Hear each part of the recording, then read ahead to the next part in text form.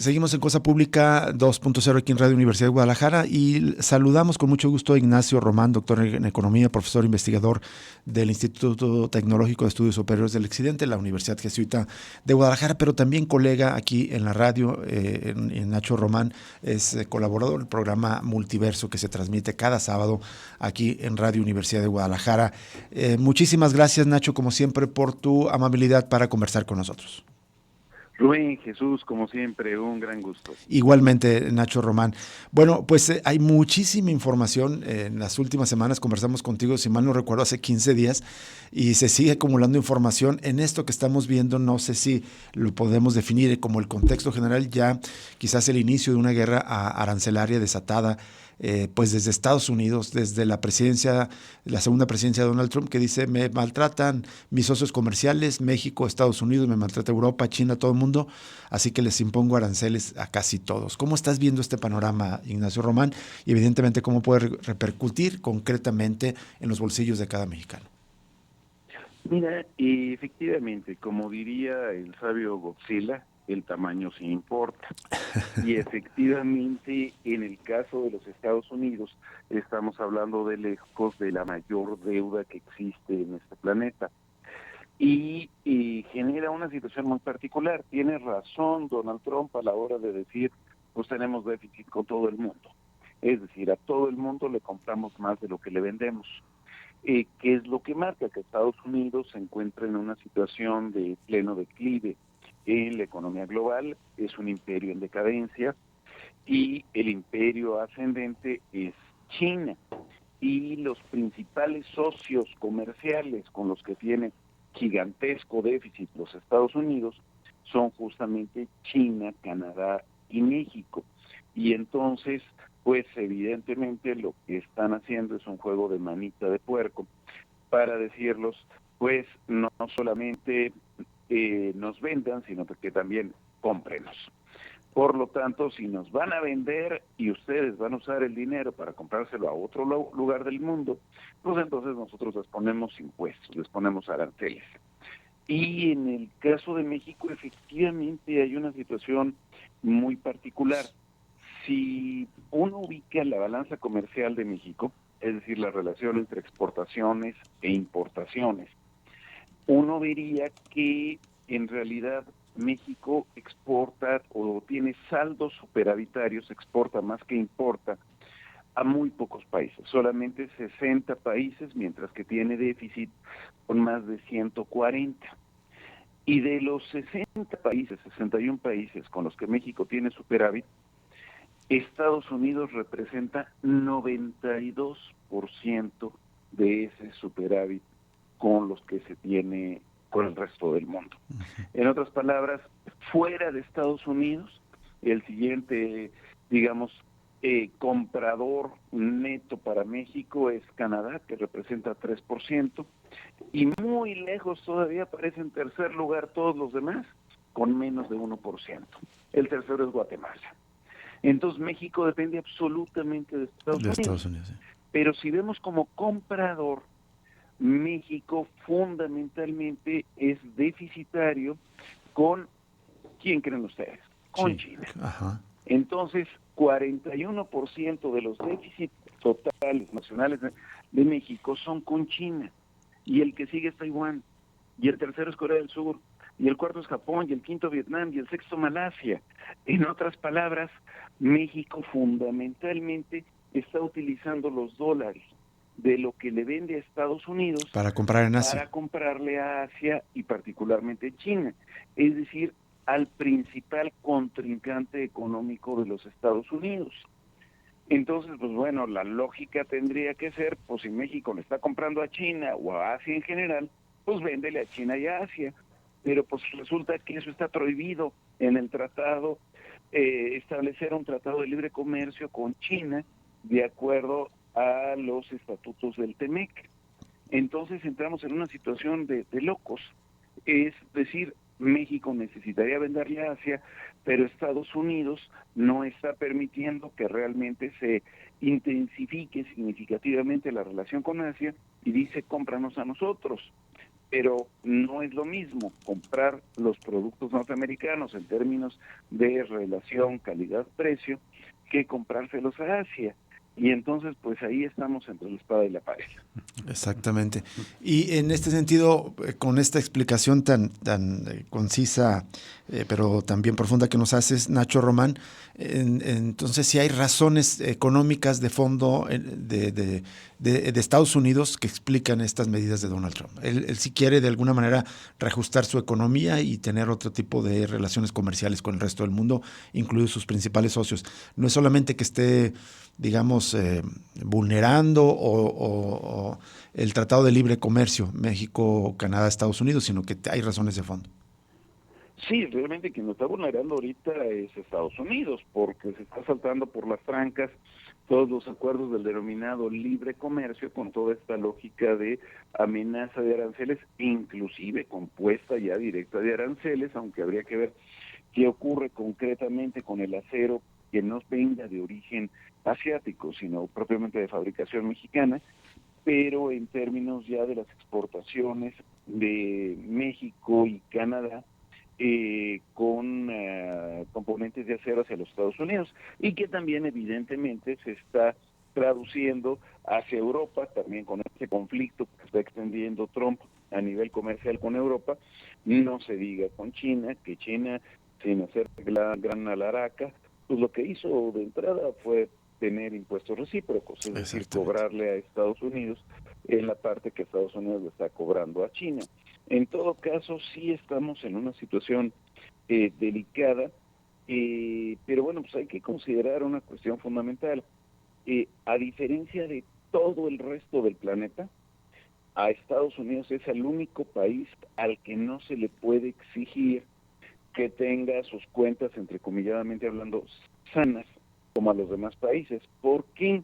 Porque si le dijésemos a Estados Unidos, deja de comprar a lo bestia porque tienes déficit con todo el mundo, pues lo que pasaría es que todo el mundo dejaría de exportar. Claro, Y si deja de afectaría la exportar es un economía balazo global. en el pie para todo el mundo.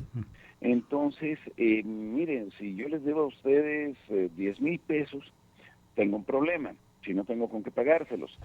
Pero si yo no les debo a ustedes 10,000 pesos, sino les debo 10 millones de pesos, el problema ya no es mío, es de ustedes.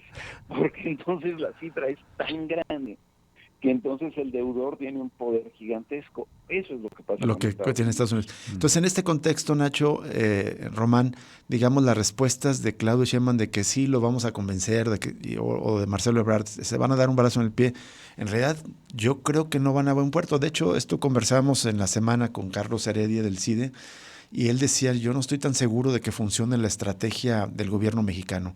¿Cómo ves la respuesta del gobierno mexicano a estos retos que plantea la política comercial, específicamente Donald Trump? Mira, es que no es una cuestión solamente del gobierno. A mí me parece que quienes deben de estar presionando más fuertemente al gobierno de los Estados Unidos para evitar la puesta de más aranceles son precisamente los grandes corporativos norteamericanos.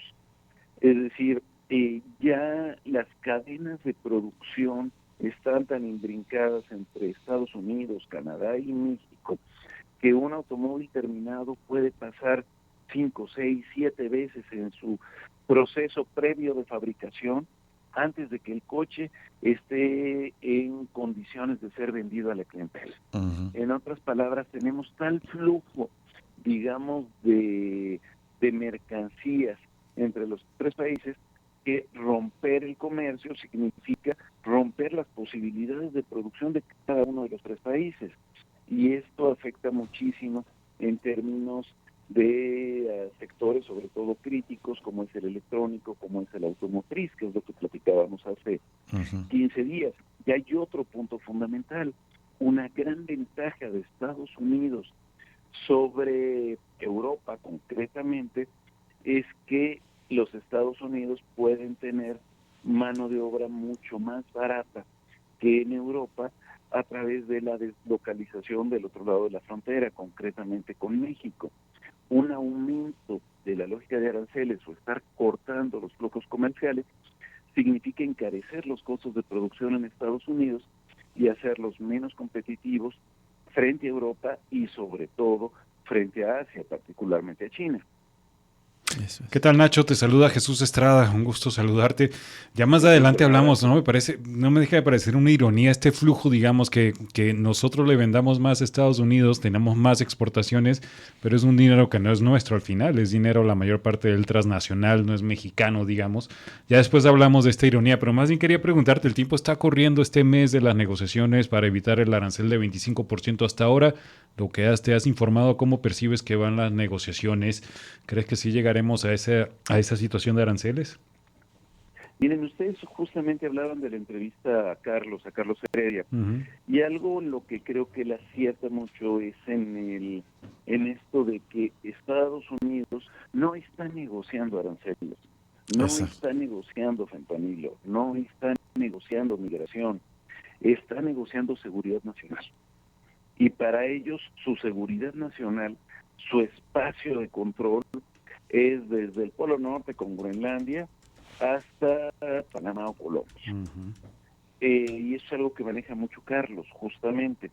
Y efectivamente lo que estamos viendo desde Estados Unidos es, por un lado, el tratar de salirse del conflicto en Ucrania, por otro lado, el decirle a Israel, quítate que ahí te voy, y entonces voy a convertir a Gaza en mi gran estacionamiento, como dice Carlos Ramírez, y por otro lado decir, pero lo que a mí me interesa de manera central es el Golfo de América, es Groenlandia, es el Canal de Panamá, es México, y es decir, esto a mí no me lo quitan.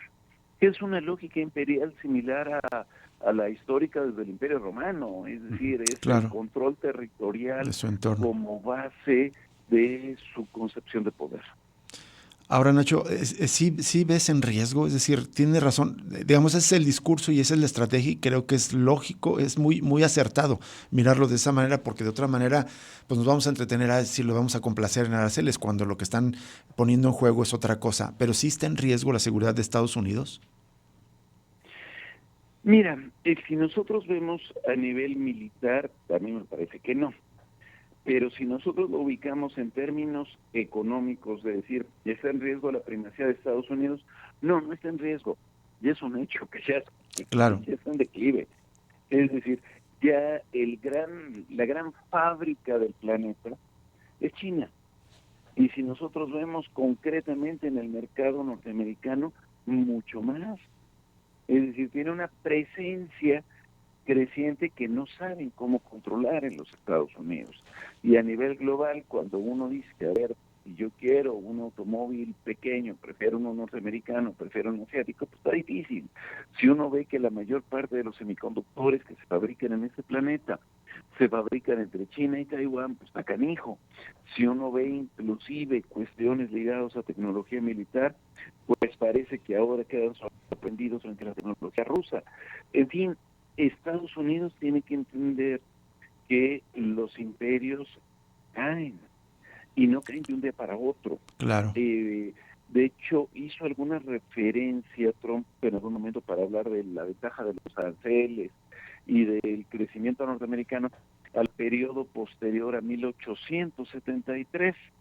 Lo que se le olvidó decir a Trump en ese momento fue que justo ese crecimiento de Estados Unidos fue el declive, el derrumbe del poder de Inglaterra. Así es. Tecnológicamente, en la segunda revolución industrial, Inglaterra quedó relegado frente a Estados Unidos. Ahora, en la cuarta revolución industrial, le toca a los Estados Unidos quedar relegado frente a otras regiones del mundo. Hay una búsqueda desesperada por impedirlo, y me parece que lo más lógico es impedirlo del lado de ellos, ante los más débiles y ante los que estén más cerquita. Así es. Y digamos, reforzando lo que dices, hay una nota en estos momentos en la jornada que recoge por parte de agencias declaraciones del jefe del Pentágono, Peter Hegseth, que dijo ante los representantes de toda la OTAN que las prioridades de Estados Unidos es la frontera sur más que la seguridad de Europa, para reafirmar esto que estabas recordando, que están más interesados en tener este espacio vital que llamaba los nazis, ¿no?, allá en Europa en la Segunda Guerra Mundial, o en este caso volver al control hemisférico o territorial de la digamos, el gran garrote de la doctrina Monroe, ¿no? Sí, digo, desgraciadamente estamos hablando de un discurso y de una lógica que parecería sacada en el mejor de los casos, te decía, del Imperio Romano y en el peor de los casos de la Alemania de mediados del siglo XX. Es decir, estamos hablando de un espíritu de control que yo creo que en el caso de Trump es parte de una añoranza del gran crecimiento norteamericano de los años 30 a los años 60, pero que, pues bueno, el mundo cambia y tenemos que entender que la historia tiene que evolucionar y evoluciona tecnológicamente, históricamente, políticamente, económicamente, y lo que no podemos hacer o no debemos hacer, creo, como América Latina en general y como Mesoamérica en particular, incluyendo México, es hacerle como la India tuvo que hacerlo pues, por colonización a finales del siglo XIX, que era justamente quedar total y completamente sometida al imperio en decadencia. Nacho, pues ya será, si te parece, motivo de otra conversación, porque ya se nos agotó el tiempo, pero he estado recordando en estos días lo pertinente que es volver a desempolvar la teoría de la dependencia que crearon grandes sociólogos, economistas en las décadas 60, 70 del siglo pasado. Me parece que vuelve a ser pertinente ese discurso, esa mirada crítica, ¿no?